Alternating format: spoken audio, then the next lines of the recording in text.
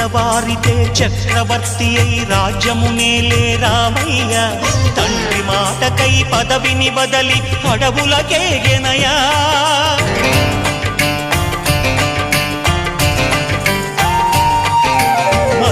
జనులను కావగ వచ్చిన మహావిష్ణు అవతారమయ ఆలిని రక్కసుడపహరించితే ఆక్రోశించెనయా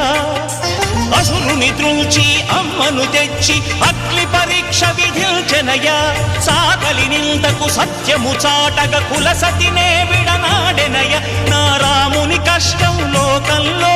ఎవరూ పడలేదయ్యా